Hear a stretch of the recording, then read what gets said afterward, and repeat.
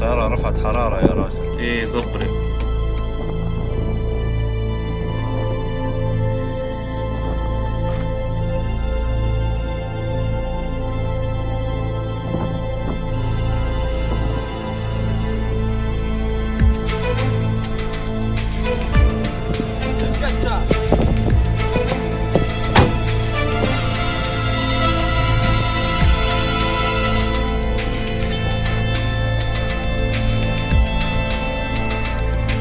عزيزي قدور على نازل. طبعا سامحني ما قدرتش نكمل معك باقي الهياجة لاني سمعت تو كيف طلعوا ميمز جديد وقوى هلبة، فقلت ضروري ما نمشي نستعرضهم من القشات ومنور.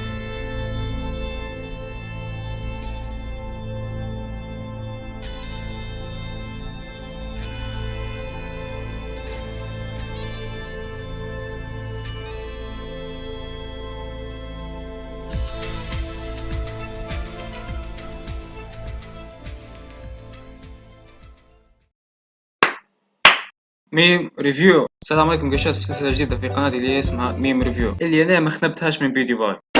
فكرة السلسلة ما فيهاش فكرة الحق، نقامز وبنتفرجوا على الميمز وبنقيموهم من 10. هيا نبدأ.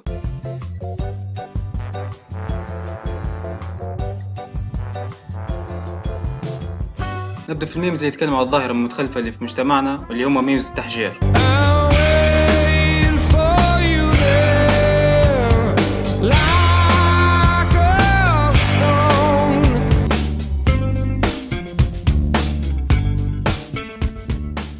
واللي ما يعرفش شنو هو التحجير، وهي عبارة عن لما تتزوج بنت وانت في نص العرس ينوض ولد عمها يقول بنحجرها، يعني بياخذها منك، وابوها مقعمز ويوافق لان ولد عمها قال يباها. يعني تخيل روحك تخدم وتتعب باش تلقط فلوس وتصرف على العرس، الاخير ينوض واحد عيل يقول لا نباها وابوها يوافق وياخذوها منك عادي بكل بساطة. واول ميم للتحجير العريس، البنت ولد عمها مشيت هناك العريس بكري عرس في الزيت، نخش ولد عم العروسة في اخر لحظة وحجر العريس. ماني هيك فرحي مازال له ساعتين، اخيرا بنزوج حب حياتي. هذا مش ولد عمي اللي فوق الكبيدة، ولد عمها ما يعرفش حتى اسمها لكن بيحجرها. لما تكون مروح بها من الصالة ومخنس من ولد عمها يغير في الضي القهدي، ما عادش تحطوا ايموجيز في الميمز هيك تبردوا في زكمها، ما عادش تحطوا ايموجيز، جو الجوكر فكونا من زكمها. عندما تريد ان تتزوج بنت خالك فتقوم بخطبة فتاة لها 5 أعمام لكل منهم 4. يوم الدخلة يأتي أحدهم فيقوم بتحجيرها ليقوم خالك بتزويجك ابنته. تعب لأنهم ما بعدكم العرسان في الشرق. لما يفوت عرس بنت عمك وتنسى تحجرها احسن. اللي فاتتها ايام الجاهليه الاعاده في ليبيا، بهنا مش هنضحك بها لان التصميم خرا للزب، فالزد زكم الميم هي اصلا تضحك لكن انت حطيتها في حاجه الزب. اصنع حربا لاجلها فالنصيب للجبناء. عندما تذهب الى عرس في مدينه زليطن وبينما تتناول وليمه الغداء اذ يدخل ابن عم العريس ويقوم بتحجير العريس انت. ماذا يجري في زليطن؟ لما يجي يوم الفرح يقول لك ولد عمها حجرها وتنقل خيمة قدام حوش خالك. لا المشكلة لما يبدأ عندك أقارب من الميليشيات حفتروا ويجوا يحضروا العرس، هيك حيصير.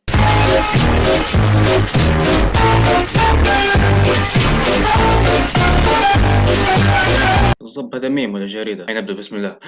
لما تكون بنت خالك طرف وتباه وخايف يردوك فتخطب واحدة ثانية عندها 7 أعمام وكل عام عندها 6 أولاد، وتدير عرسك وينوض واحد منهم يحجرها وخالك يقرر يعطيك بنتها الطرف، وجرت الأمور كما خطط لها. لما تتزوج شرقوية خايف يصير تحجير من ولد عمها. عدد 9 شفتوه ولا؟ أنت وخر نيك هادي خيرك تشبحها إنيك نصقع. مرتبطة يا أنسة، سوري محجرني ولد عمي والله. لما واحدة طرابلسية بتتجوز ولد عمها بيجي يحجرها العريس we don't do that here. العريس الفرح اليوم ولد عم العروس وفاعل ورقة الفخ التحجير.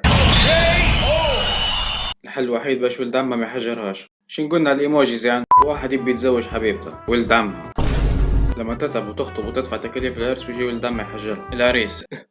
Am I joke to you؟ نفوت العرس نقعد في الحوش لنا عشاء فاصوليا، نلحق على العرس ونحجر بنت عمي. الاختيار صعب لانه القشات اللي من الشرق هما بس يقدروا يقولون الفاصوليا اهم ولا تحجير بنات عمهم اهم. لما تكون محجر 3 من بنوية عمك والرابعة عرسها وضوء. shit. Here we go again. لما يوم عرسك تسمعهم يقولوا ولد عم العروسة وصل.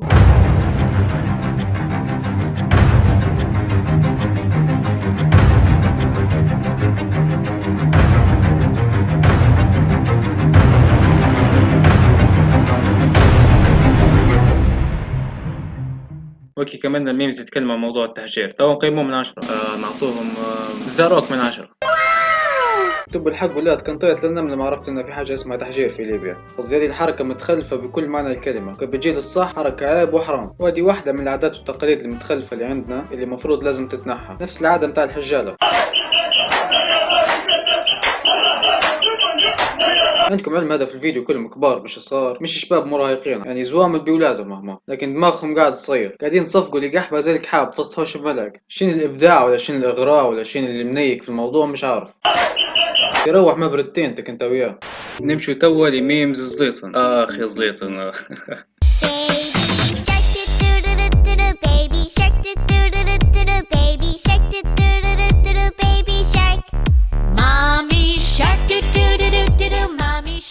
زليطن لما ينصب لك طربيقة حبك في الله. عندما يسقط منك ربع في مدينة زليطن وتقوم برفعه بسرعة البرق ولا تضطر لركلة رواة لمدينة الخمس. الزليطنيين الذين يراقبونك لنكحك، هذا هكر والله هكر. لما تشوف بنات صبابير فايتات بعدين تتفكر انك زليطني. لما سيح زليطن كيف يسلموا على بعض. لما تدير زيارة لمتحف في زليطن. لما مسلات يطيح منها دينار وبعدها تفكر انها في زليطن. لما تاخذ تاكسي من مصراتة لطرابلس يقولك بنختم على زليطن شوية. نيكت وفضل شو هنا سد زود راه بيجير بنقول كمين. لما تمشي المقبرة في زليطن. زليطني شابة واضح مني. زليطني لما يختم بحد الروضة حي على الفروخ. قالك زليطني مستين تزب النهض قالت ارقد بغلة انا. اوكي كمان الميمز على زليطن تو نقيموه من 10. ريكاردو من 10. افهموا معناها صيدة ابدية هذه.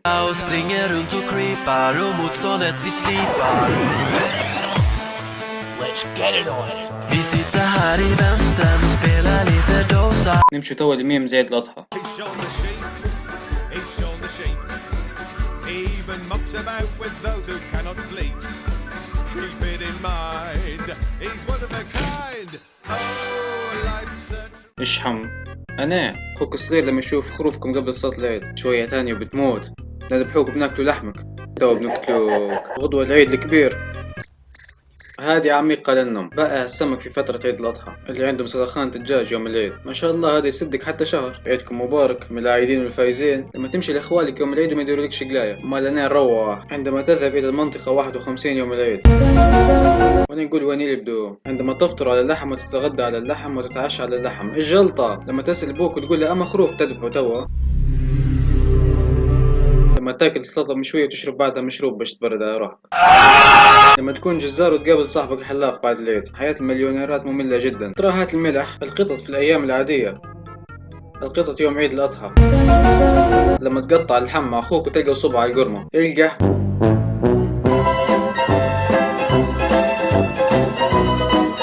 لما تشوف اخوك الخاطب يقطع في فخذ الخروف وياخده ويجي جهة الشواية. That's my boy. لما يجوك الأقارب في عيد الفطر. لما يجوك الأقارب في عيد الأضحى. عندما يقول لك جارك الذي لا يعرف كيف يذبح اذبح لي. تو نقيموهم نعطوهم 8 من 10. نمشوا لميمز الزاوية. هل نترك الدلاعة يعوم على في وسط البحر؟ ما الذي تعنيه بهذا الكلام حتى يكون أوضح؟